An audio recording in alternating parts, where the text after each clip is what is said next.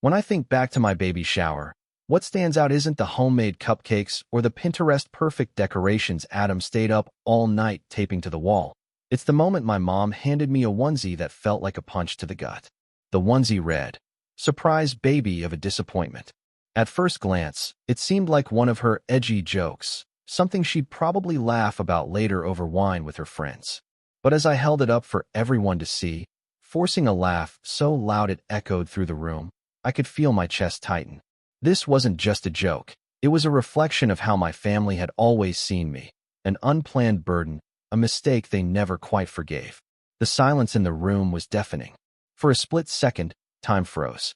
That's when Rita decided to chime in, standing up with her champagne glass raised. "Well," she said, her voice dripping with condescension, "we should celebrate Christine because, finally, she's done something right. Getting pregnant." Her words hung in the air like smoke after a firecracker, leaving everyone stunned. A few people shifted uncomfortably in their seats, while others avoided eye contact altogether. Only Sarah, my best friend since college, reached under the table and squeezed my hand, a silent gesture of solidarity that almost broke me. What made this moment even worse was knowing it wasn't out of character for my family. This kind of passive-aggressive cruelty was their love language, disguised as humor. As I forced myself to smile brighter, pretending the comment didn't cut deep, I realized something else. If this was how they treated me in front of guests, what would happen when my child entered the picture? Would they turn those sharp tongues on her too? The thought sent a chill down my spine. It wasn't just about me anymore. It was about protecting someone who couldn't protect herself. And that realization changed everything. Growing up in my family felt like living under a microscope, one that was always focused on everything I did wrong. From the moment I was born, I was labeled the oops baby, the unplanned interruption to my parents' carefully mapped out lives. My sister Rita? She was the golden child, the perfect reflection of their dreams and ambitions. If life were a movie, she'd be the star, and I'd be the clumsy sidekick no one remembers until they need someone to blame. But it wasn't just about being overlooked. It was about feeling like I owed them for existing. Every conversation with my mom seemed to circle back to this idea. "You're lucky we kept you. Honestly, Christine, you ruined our plans. We didn't get to travel because of you." They said it so casually, as if reminding me I existed purely out of obligation rather than love. And then there was my dad, whose words cut deeper than any knife ever could. The worst moment came when I was 15, sitting at the kitchen table after school. I had received an invitation to perform in a regional talent show, a solo piano piece I'd been practicing for months. It wasn't Carnegie Hall, but it meant the world to me. When I proudly showed my dad the letter, his face twisted into something between disgust and disbelief. Without saying a word, he grabbed the paper from my hands, tore it into pieces, and threw it onto the floor. "Do you really think you're good enough?" he spat, his voice loud enough to echo through the house. "I pay your tuition so you can focus on academics, not clown around on stage." That night, I cried myself to sleep, clutching the torn fragments of the invitation. Adam, who was dating me back then, found me curled up on the bed. He tried to comfort me. But how do you explain to someone that you feel like you'll never measure up? That every achievement feels hollow because it's weighed down by expectations you can't meet? What made it worse was watching Rita thrive without effort. Her achievements weren't just celebrated, they were worshipped. When she got into Yale, my mom clapped and said, "Rita's doing such important work." Meanwhile, my acceptance to a state university earned me a lukewarm, "Well, this is still good for you." As if my existence was a consolation prize. Over time, these moments piled up like bricks in a wall separating me from my family. The onesie wasn't just a joke. It was the culmination of years of subtle and not so subtle reminders that I was never enough. And now, as I held my own baby in my arms, I realized something terrifying. My family didn't see me as a person. To them, I was a transaction, a debt to be repaid. If I let them near my daughter, history would repeat itself. That night, after the baby shower, I didn't sleep. Instead, I sat in my closet with the door shut tight, clutching my phone like it was a lifeline to some hidden truth. Adam had gone downstairs to clean up the remnants of the party, but I couldn't move. My chest felt heavy, as if all the years of being told I wasn't enough were pressing down on me at once. Then, scrolling absent-mindedly through old messages, I found it. A A text from my mom that stopped my breath cold. If you're truly grateful, you'll send more money. We sacrificed so much for you. It wasn't just the words. It was the realization that hit me like a freight train. This wasn't about gratitude. It never had been. To them, I wasn't their daughter. I was a transaction, a debt they could call in whenever they needed something. Every dollar I sent wasn't an act of love. It was proof that I owed them my life. And now, with a baby on the way, I knew exactly what would happen next. They'd come for her too, not because they loved her, but because she'd be another thread to pull, another way to keep me tethered to their chaos. I cried until my head throbbed, tears soaking into the knees of my jeans. Adam knocked softly and asked if I was okay. But how do you explain this kind of pain? How do you tell someone that your family sees your existence as a bill they can collect forever? So instead of answering, I opened a blank document on my laptop. At the top, I typed, boundaries. Below it, I listed everything. No more financial support, no unannounced visits, no access to my child unless I explicitly allowed it. Each line felt like a weight lifting off my shoulders, even though I knew enforcing these rules wouldn't be easy. By the time I finished, dawn was breaking outside.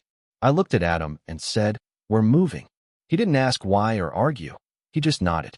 In that moment, I realized I wasn't just protecting myself anymore. I was building a new world for my daughter, one where love didn't come with strings attached. When I stopped responding to their texts and calls, they didn't back down. They escalated. At first, it was subtle, passive-aggressive messages like, "Hope everything's okay with you. Notice the mortgage didn't go through." Or, "Your niece really needs her meds this month. Can you send your usual?" Every word dripped with manipulation, guilt trips disguised as concern. But then Rita took things to another level. One morning, I opened Instagram to see a post from her account. A picture of a sad-looking child sitting alone on a swing, captioned, "When your grandchild needs you, but you're banned from seeing them." The comments exploded within minutes. Strangers called me selfish, cruel, even a monster mom. Some accused me of punishing my parents for no reason, while others defended Rita, saying how heartbreaking it must be for grandparents to miss out on their grandchild's life. My phone buzzed nonstop with notifications, each one feeling like a punch to the gut. Adam tried to shield me from the chaos, but I couldn't ignore it. Sitting at the kitchen table, scrolling through the hateful comments, I felt something I hadn't expected: doubt. What if people were right? What if I was being too harsh? Then I remembered why I made these decisions in the first place. The onesie, the debt collectors showing up at my door, the endless emotional blackmail. This wasn't about protecting my parents' feelings. It was about safeguarding my daughter's future. But the worst part came later that week. Someone anonymously reported Adam to his school, claiming he might be mentally unstable and dangerous around children. The accusation was absurd. He teaches first grade and cries during Pixar movies, but the school had to investigate. For days, Adam endured questioning, meetings with administrators, and sideways glances from colleagues who didn't know what to believe. It wasn't hard to guess where the report came from. No one else could orchestrate such calculated cruelty. That night, I stared at my baby sleeping peacefully in her crib and whispered, "I won't let them win." And I meant it. By the time I realized my family wouldn't back down, I knew I had to escalate too, but on my terms. Late at night, when the baby slept and Adam worked quietly in the next room, I opened a folder titled Evidence. Inside were screenshots of every toxic text from my mom, every passive-aggressive post Rita shared online, and every manipulative email they'd sent over the years. Some messages were outright cruel. Others disguised their cruelty under layers of guilt trips or backhanded compliments. Each one felt like a brick in the wall that separated me from them, not just emotionally, but legally. I called a lawyer the next morning, not because I wanted revenge, but because I needed protection for myself and for my daughter. The lawyer explained cease and desist letters, restraining orders, and how to document everything. Then she said something that stuck with me. "You don't have to wait until they hurt your child. You can protect her now." Those words hit me like a thunderclap. That night, as I fed my baby girl, the security alarm blared through the house. My heart raced as I checked the camera feed. There stood my mom, disheveled and holding a bouquet of flowers like some twisted peace offering. "Christine," her voice rang out, sharp and desperate, as she pounded on the door. "You can't keep my granddaughter from me."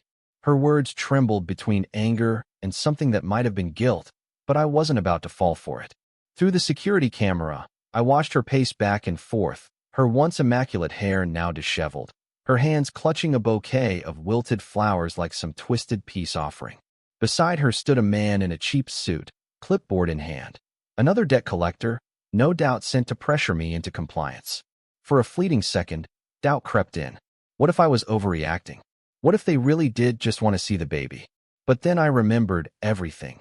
The endless financial demands, the passive-aggressive posts, the way they treated Adam like he was disposable. This wasn't about love. It was about control. They weren't here to bond with my daughter. They were here to remind me of my place, to make sure I stayed tethered to their chaos. I didn't open the door. Instead, I walked to the window, my arms crossed tightly across my chest. Through the glass, I met my mother's tear-streaked face. "This isn't a good time," I said, my voice steady despite the storm inside me. "And you shouldn't be here." She screamed louder, hurling accusations about how ungrateful I was, how I was ruining the family. But I didn't flinch. I closed the blinds, shutting her out, not just from my home, but from my life. Later that night, as I rocked my daughter to sleep, I pressed my lips to her tiny forehead and whispered, "You'll never have to fight for love." Not like I did. It was a Tuesday evening when the silence of our new home shattered. Adam and I had just finished dinner, and the baby was cooing softly in her bouncer. Then came the knock, loud, insistent, almost frantic. My stomach dropped as I peeked through the peephole. There she was, my mom, standing on my porch with a man in a cheap suit holding a clipboard. Debt collector. The sight of them felt like a punch to the gut, but what hit harder was the realization that they weren't here for reconciliation. They were here to take something from me again. I didn't open the door. Instead, I stepped back, clutching the edge of the counter to steady myself. Through the glass panel, I could see her eyes widen as she spotted me. "Christine," she shouted, pounding on the door now. "We need to talk. This is serious." Her voice cracked between desperation and fury, but I stayed rooted where I was. Behind her, the debt collector shifted awkwardly, clearly uncomfortable with the scene unfolding. He held up a stack of papers, mouthing something about overdue payments, but I couldn't hear him over my mother's escalating screams. "You can't do this to us," she cried, tears streaming down her face. "After everything we've done for you? How dare you shut us out like this?" Each word felt like a dagger, but not because it hurt. It was because I finally understood. They weren't victims, they were perpetrators.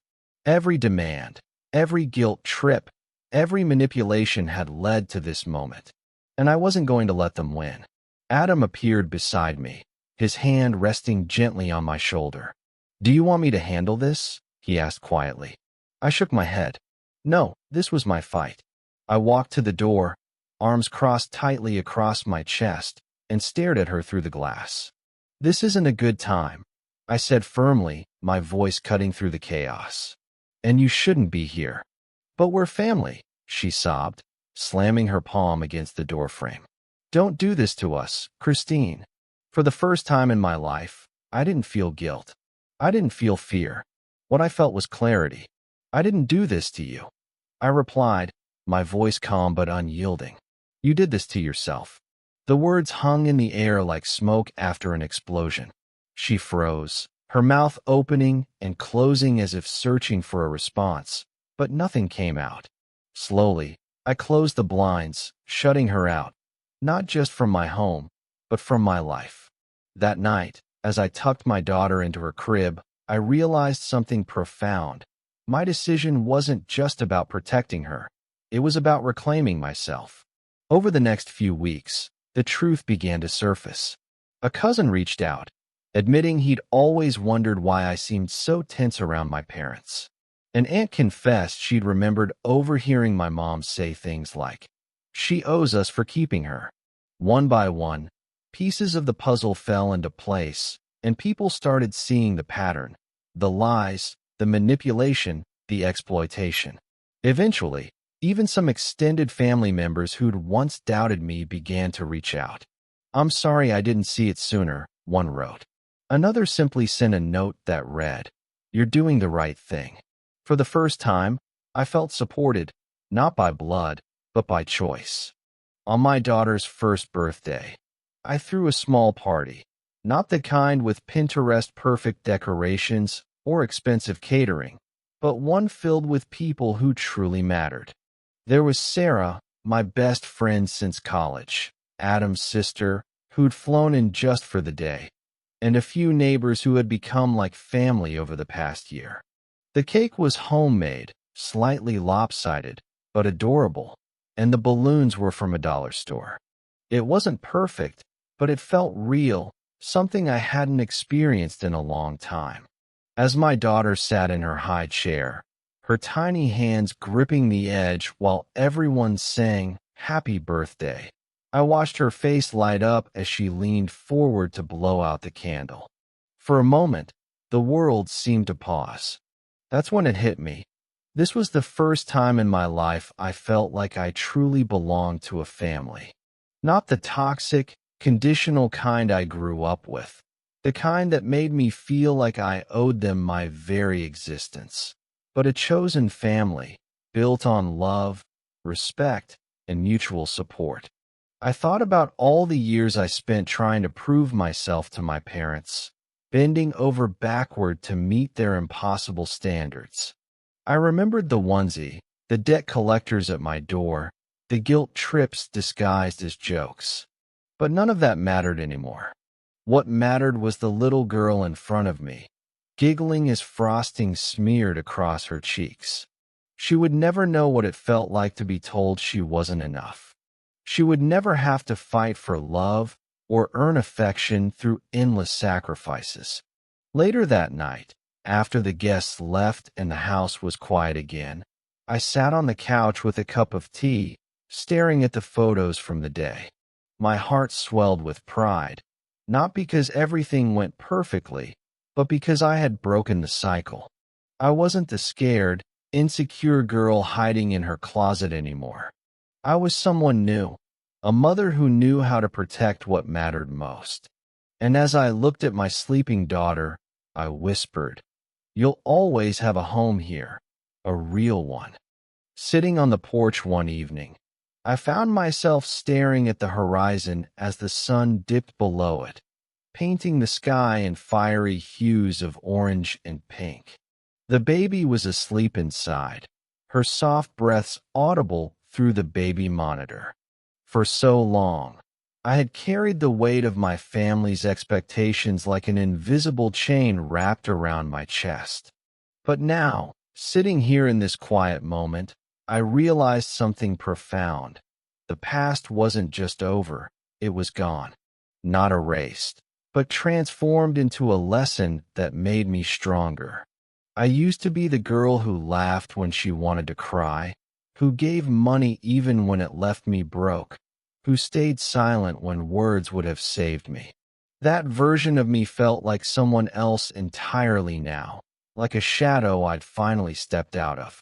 When I looked at my daughter, I saw clarity where there had once been confusion. She would never know what it meant to feel like a burden or to question whether she deserved love. I wouldn't let her grow up thinking affection came with strings attached, or worse, a price tag. But letting go of my family didn't mean forgetting them. It meant forgiving them, not for their sake, but for mine. Every cruel joke, every guilt trip, every passive-aggressive comment had shaped me into the woman I am today. A mother who knows how to protect, a fighter who refuses to back down. And while part of me mourned the loss of the fantasy family I'd always dreamed of having, another part celebrated the reality I was building. A circle of chosen love, filled with people who truly cared.